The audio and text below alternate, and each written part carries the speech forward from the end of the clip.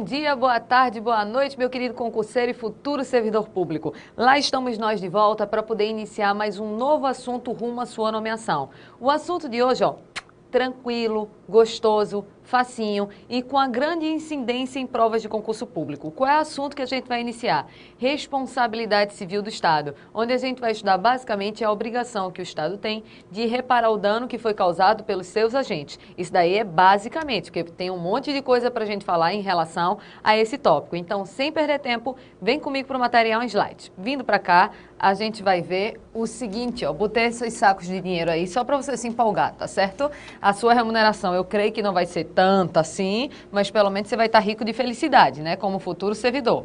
Aí vamos dar uma olhada aqui em um conceito inicial da responsabilidade civil do Estado. Eu vou só grifar as palavras importantes para depois desenhar com vocês. O que é essa responsabilidade civil do Estado? É a obrigação que o Estado tem de indenizar pelos danos que seus agentes causarem aos particulares. Então, grifei só as partes mais importantes, foi um trecho que eu tirei do livro de Marcelo Alexandrini e Vicente Paulo, mas as partes mais importantes são responsabilidade civil do Estado, vai ser a obrigação que tem o Estado de indenizar pelos danos que seus agentes causarem a particulares. Só que para você já começar a entender melhor, vamos desenhar em relação a esse tópico. Então, vamos abrir uma nova pasta no nosso material, agora sobre a responsabilidade,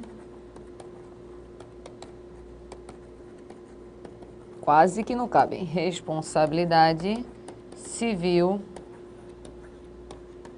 do Estado. Então, tópico novo, abrindo um caderno novo de desenho agora para vocês, sobre a responsabilidade civil do Estado. Aí vamos fazer um desenho inicial e desse desenho inicial a gente vai aprofundando depois. Veja só, vamos fazer o nosso esquema aqui. Vê o raciocínio que a gente vai ter. O Estado, professora, quem é o Estado? Depois a gente vai ver ponto por ponto, mas por enquanto pensa assim, no município, em determinado estado, na União, fica fácil. Por enquanto pensa nisso, depois a gente aprofunda, tá? Só que o Estado, ele atua por meio de seus agentes. Então, tem que ter uma pessoa física atuando, então tem que ter o agente. Aí o agente atua em nome do Estado, só que esse agente, quando atua em nome do Estado, pode ser que ele acabe atingindo um particular. Então, olha o raciocínio inicial que eu vou fazer, um raciocínio simples e inicial. Percebe o seguinte, às vezes esse agente, ele pratica um ato. Aí esse ato acaba causando algum dano a este particular. O particular, então, insatisfeito com o dano que ele sofreu, resolve pedir uma indenização. Só que percebe que o particular não vai pedir indenização do agente, vai pedir indenização do Estado. E o Estado vai pagar por aqueles danos que foram causados pelo seu agente. Então, o caminho é mais ou menos o seguinte, o agente, ele pratica um ato. Esse ato causa um dano ao particular. O particular revoltado pede uma indenização ao Estado e o Estado paga uma indenização a este particular. Eu vou botar várias informações ainda nesse desenho, mas isso daqui é só um ponto inicial para você ir entendendo a lógica da responsabilidade civil do Estado. Então, é mais ou menos assim, eu sou uma administradora, sou um agente, estou atuando em nome do Estado na qualidade de agente público, pratico determinado ato, esse ato acaba causando dano a uma pessoa, a um particular, essa pessoa não vai me processar, ela vai processar o Estado e o Estado é que vai bancar pelo dano que eu causei a esse particular. Se você já está nervoso dizendo, professor, e depois o Estado vai pegar o dinheiro de volta? Vai, já a gente chega nesse ponto. Só que antes de partir para essa etapa, eu quero fazer uma evolução histórica com vocês da responsabilidade civil do Estado. Que evolução é essa? Vem comigo para o material de novo. Vê só.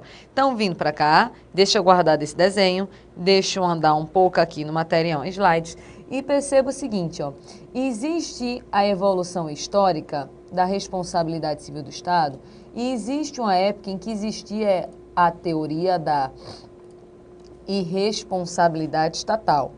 Veja bem, existia uma época que acontecia o seguinte, ó. O rei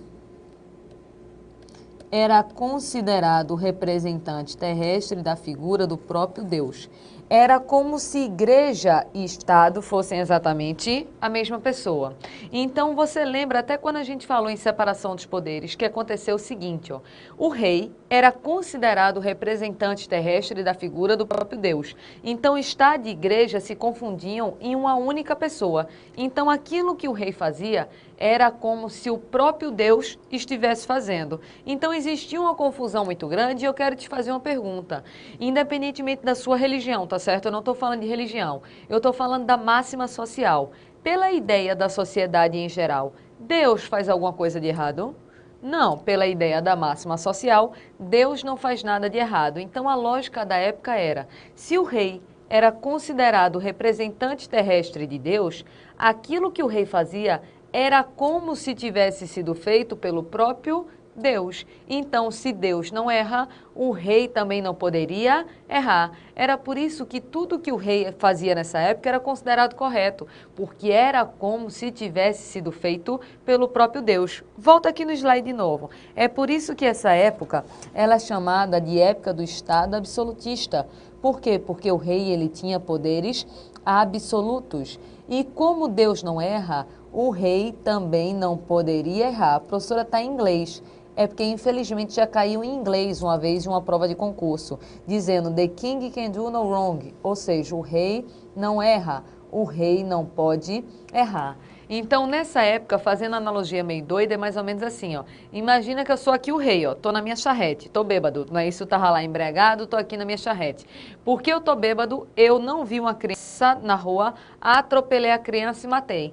A família da criança, nessa época, teria direito a algum tipo de indenização? Não, sabe por quê? Porque se a criança morreu, era porque Deus queria que ela tivesse morrido. Então o Estado não pagaria nenhum tipo de indenização. Estão percebendo a que absurdo se chegava? Então o rei, ele podia fazer o que fosse. Ele não seria responsabilizado por absolutamente nada. É claro que eu não posso falar pelo mundo todo, porque do jeito que tem país doido por aí, eu não vou responsabilizar pelo mundo todo. Mas no Brasil, tem como essa teoria ainda ser implementada hoje? Hoje, 2015, precisamente em outubro de 2015, tem como existir ainda a teoria da irresponsabilidade estatal?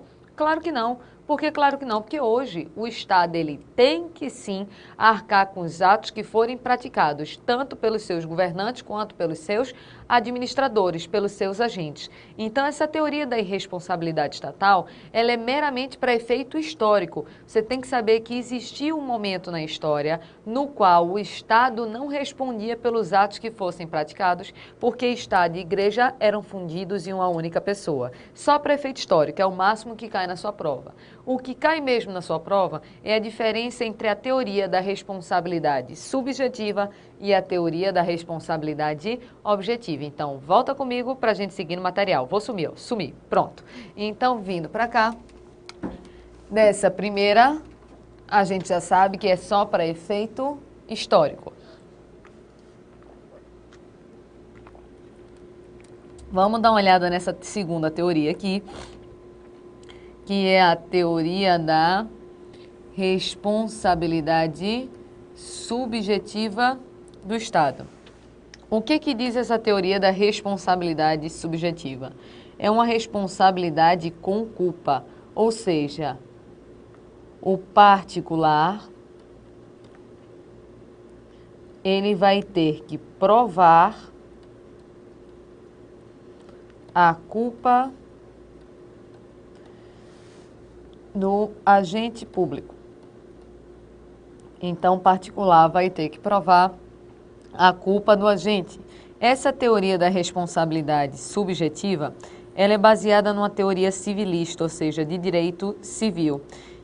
Direito civil é o direito que rege a vida entre particulares. Então, a mesma regra que você estuda em direito civil é exatamente essa mesma regra da responsabilidade subjetiva. Por quê? Porque na subjetiva, o particular, para ter direito à indenização, ele vai ter que provar 4 coisas, ó. Ato, dano, nexo causal, conduta dolosa ou culposa. Professora, eu estou entendendo muito bem, não. Aí vamos desenhar que todo mundo vai entender tudo. Deixa eu aproveitar esse desenho daqui e já montar dizendo...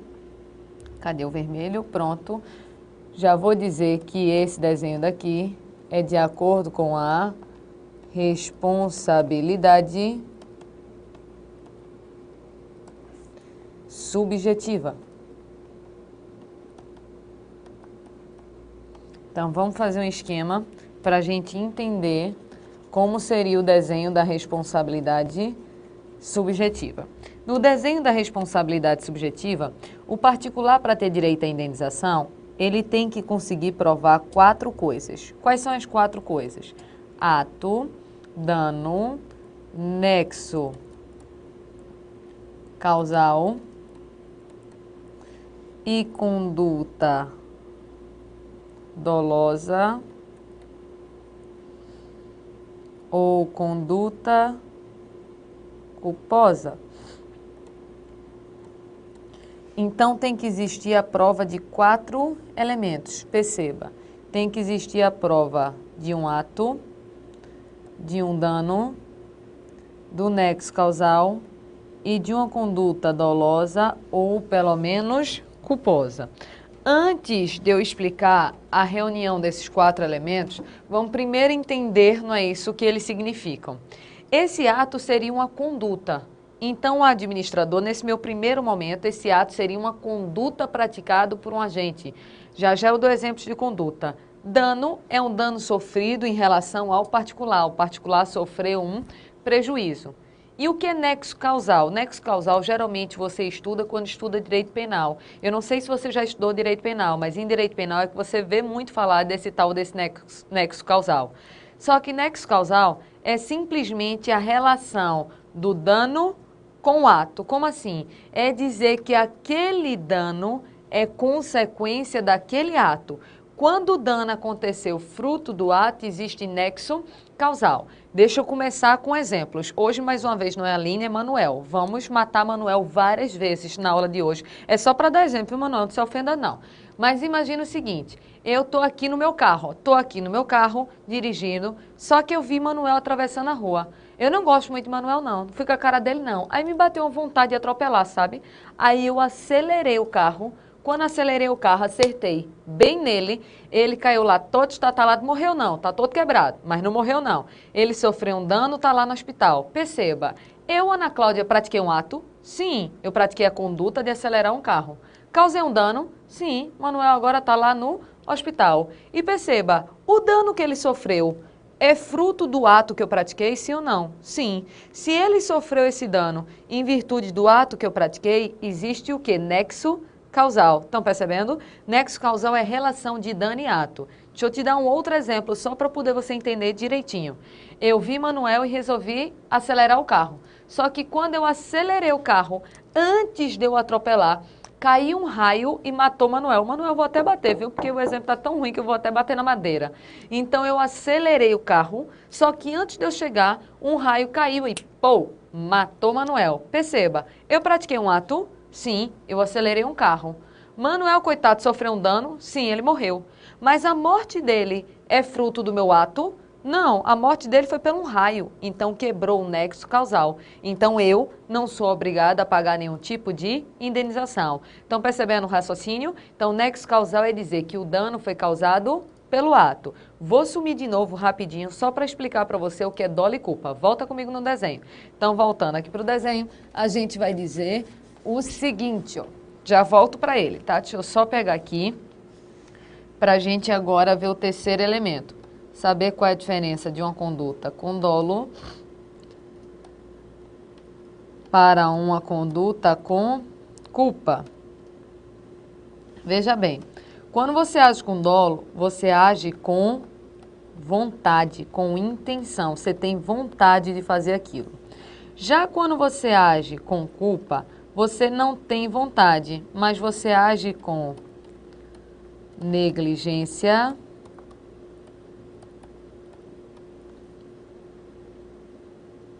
imprudência, negligência, imprudência ou imperícia. Negligência, imprudência e imperícia. Perceba o seguinte, ó. Para a administração vir a ser responsabilizada, vou voltar no desenho e depois eu volto para esse, tá? Precisa existir 4 elementos na responsabilidade subjetiva. Perceba, a gente já explicou o que é o ato, a gente já sabe que o ato é a conduta. A gente já sabe que dano é uma ofensa que foi feita a esse particular. A gente já sabe que nexo causal é relação de ato e dano, então a gente já sabe que tem que ter ato, dano e nexo causal. Mas na responsabilidade subjetiva não basta isso, porque esse agente tem que ter atuado com dolo ou com pelo menos culpa. Lembra do ou, tá? Não são os dois, é dolo ou culpa. Aí vamos entender o que é dolo ou culpa. Aí a gente montou o esquema aqui, dizendo que dolo é vontade e culpa é negligência, imprudência e imperícia. Aí vamos imaginar o seguinte, Manuel, tu pode me deixar pequenininha e esse negócio aqui atrás de mim? Pronto, não é isso, tá aqui atrás, não é isso, é tudo mágica. Pronto. Então imagina a seguinte situação, imagina naquele exemplo mesmo do carro, eu acelerei o carro, porque Manuel era meu inimigo desde a infância. Ele fazia muito bullying comigo, só porque eu sou pequena. Ele chama de anão de jardim, de tamborete, e aquilo foi, sabe, me consumindo. Chegou um belo dia que eu digo, é hoje que eu mato esse desgraçado, porque ele tá lá me xingando a vida toda. Peguei o meu carro, acelerei, de propósito, atropelei, não matei não, mas ele tá no hospital. Eu te pergunto, ele tem direito a uma indenização? Existiu um ato, que foi eu acelerar. Ele sofreu um dano, está lá no hospital, todo quebrado. O dano foi fruto do ato, então tem que requisito nexo causal. E eu atropelei porque eu tive vontade, ou seja, eu agi com o quê? Com dolo. Perceba que ele formou os 4 elementos. Existe ato, dano, nexo causal e conduta dolosa. Tranquilo até esse ponto? Só que vamos para uma outra situação. Nem sempre você causa um dano por dolo. Às vezes você causa um dano com culpa, ou seja, a culpa pode ser negligência, imprudência ou imperícia. Vamos traduzindo cada um. Veja bem, quando eu falo em negligência, aqui em Recife, aqui em Pernambuco, ser negligente é ser leso, mas deixa eu traduzir para o resto do mundo, não é isso, do resto do Brasil inteiro. Uma pessoa lesa é uma pessoa desatenta, ou seja, com falta de atenção, displicente. Então, usando palavras que agora, não é isso, são comuns ao Brasil todo. Então, quando eu digo que uma pessoa agiu de forma negligente, é porque essa pessoa é desatenta, ela não teve a atenção necessária, ela é displicente e aqui ela é considerada lesa. Imagina a seguinte situação, imagina que eu estou aqui dirigindo meu carro, dirigindo meu carro, tranquila. Só que eu não vi que o sinal fechou, não vi, eu estou tão cansada, que passou batido, o sinal fechou e eu não vi, achei que estava verde. Passei. Quando eu passei, atropelei o pobre do Manuel. Perceba, existe um ato? Sim. Um carro, não é isso, bateu nele. Causou um dano? Sim. Ele está lá atropelado. Teve nexo causal? Teve. Agora eu atropelei com dolo? Não, mas eu atropelei com culpa. Culpa porque eu fui o quê? Negligente, eu não tive a atenção necessária. Da mesma forma, ele vai ter direito a receber algum tipo de indenização. Esse foi o exemplo para negligência. Negligente é o desatento, é o leso.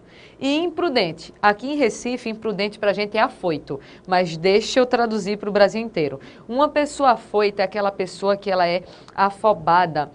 É aquela pessoa que quer fazer, ela tem muita ação, então ela se arrisca demais. Imagina o seguinte, imagina que eu estou aqui no carro costurando. Não sei se no Brasil inteiro chama costurar, mas sabe quando você está no carro, aí vem um espacinho no meio, vai para o meio, aí vem um espacinho aqui, vai para cá, aí vai para cá, aí fica nessa, no zigue-zague, não é isso, no trânsito inteiro.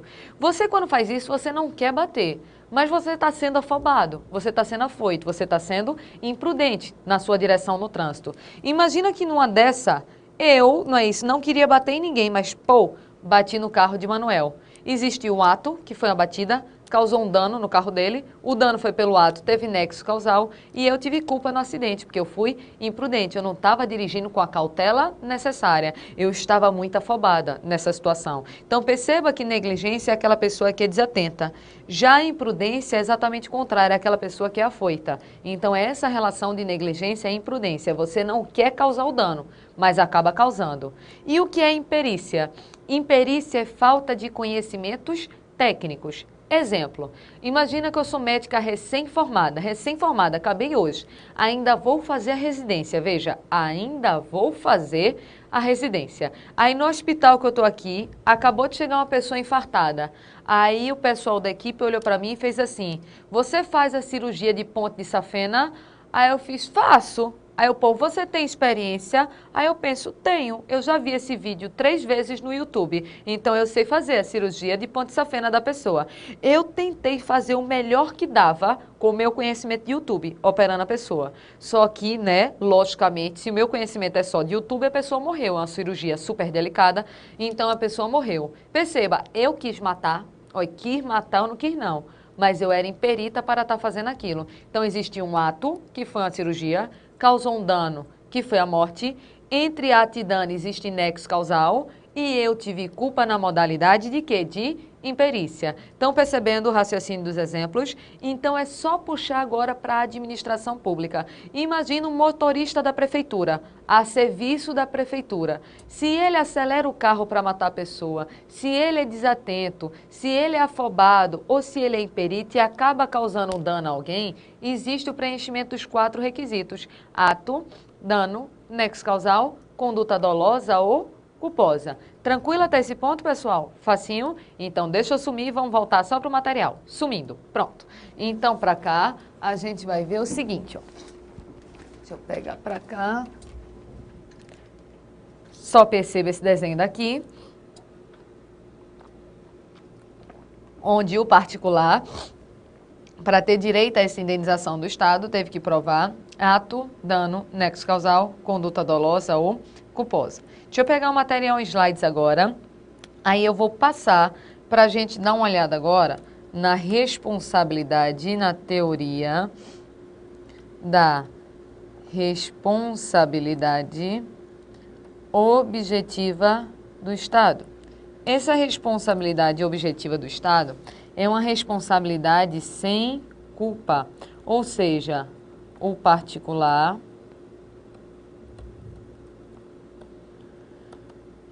ele não vai precisar provar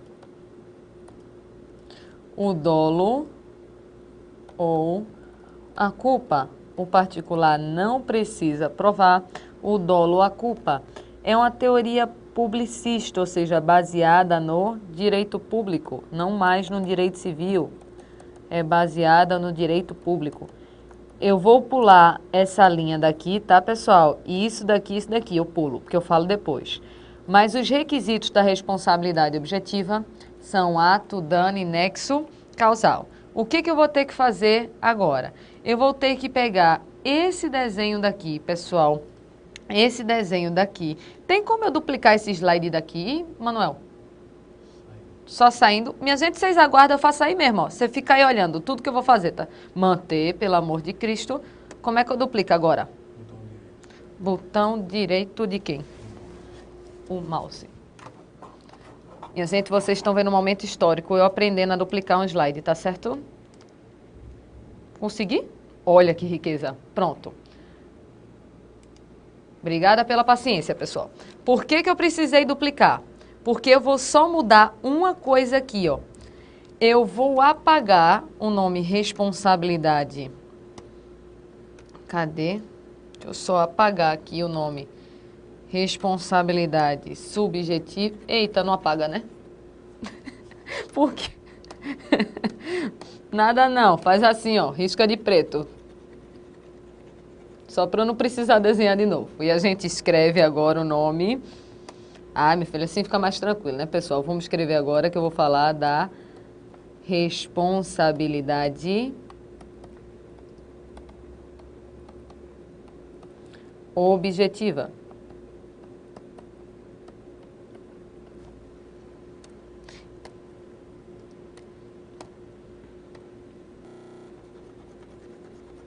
Pronto. Percebe o seguinte, ó. Percebe que no slide daqui está a responsabilidade subjetiva. Nesse outro desenho, está o desenho da responsabilidade objetiva. E por que que eu simplesmente copiei e colei? Porque olha o fundamento da responsabilidade objetiva aqui, ó. Se precisa de ato, dano e nexo causal. Ou seja, o desenho é exatamente o mesmo. Só tem uma única diferença. Qual é a única diferença? Na responsabilidade objetiva, não se precisa provar a conduta dolosa, não se precisa provar a conduta culposa. Bastam 3 requisitos: ato, dano e nexo causal. Estão percebendo? Então, enquanto aqui, ó, na responsabilidade subjetiva, eu preciso provar 4 coisas: ato, dano e nexo causal. Aqui na responsabilidade objetiva, eu só preciso provar ato, dano e nexo causal. Eu não preciso comprovar, não é isso? Eu não preciso comprovar a conduta dolosa ou a conduta culposa. Tranquilo até aí? Deixa eu já te fazer uma pergunta em relação a esse tópico daqui, para ver se a gente acerta com raciocínio lógico. Quando é adotada a teoria da responsabilidade subjetiva, o administrador não, desculpa, o particular, para ter direito a receber a indenização, precisa provar 4 coisas: que existiu ato, que existiu dano, que existiu nexo causal, que existiu conduta dolosa ou conduta, pelo menos, culposa. Agora, se eu adoto a teoria da responsabilidade objetiva, o particular, para ter direito à indenização, basta provar 3 coisas: ato, dano e nexo causal. Ele não precisa provar dolo e culpa.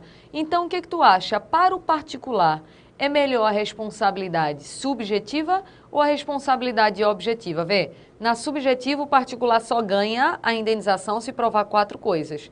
Já na responsabilidade objetiva, ele ganha provando 3 coisas. O que é mais fácil? Provar 4 coisas ou provar 3 coisas? 3 coisas, logicamente. Então, para o particular, é muito melhor a responsabilidade objetiva. Por quê? Porque nessa responsabilidade objetiva não vai precisar existir a prova do dolo e da culpa. Perceba que eu não estou dizendo que não existe dolo e culpa. Eu estou dizendo que o particular, ele não precisa provar. Deixa eu botar um exemplo. Manuel, esse exemplo não vai ser contigo não, porque é muito ruim, tá certo? Se bem que tu já morreu de raio, qualquer coisa tá tranquila agora. Mas olha o exemplo. Imagina que tinha um policial. Aí tinha um policial que era apaixonado pela esposa, só que depois de um tempo ele descobriu assim, digamos que a esposa dele, ela assim era bem solícita com toda a corporação. Estão percebendo onde eu quero chegar? Resumindo, o cara era mais corno que tudo no mundo. Tinha até um grupo no WhatsApp dizendo: quem já pegou fulaninha? Todo mundo já tinha pego. Resumindo, ele foi o último a descobrir que era corno e virou chacota entre os policiais. Todo mundo chamando de corno, corno, corno, e ele já estava em estado depressivo com aquilo. Aí um belo dia ele tá aqui, ó, no carro da polícia, fazendo a patrulha, só pensando: aquela desgraçada acabou com minha vida, aquela desgraçada acabou com minha vida. Aí ele viu a ex-mulher dele, a disposta, passando aqui, só de shortinho e top, não é esse salto alto. Aí ele diz: ah, miserável, tu merecia morrer. Aí no ímpeto de fúria, ele acelerou o carro e pô, na ex-mulher dele, atropelou. Morreu não, mas ela está no hospital. Eu te pergunto, ela tem direito à indenização? Tem. Só que vamos imaginar os 2 tipos de processo? Se eu seguir o modelo de um processo subjetivo, o que ela vai dizer ao juiz? Vai dizer: seu juiz, ele acelerou o carro para bater em mim, ou seja, teve um ato. Esse ato me causou um dano que eu passei um mês internada no hospital. Só fiquei no hospital porque ele me atropelou, não é isso? Então perceba que eu estou provando ato, dano e nexo causal.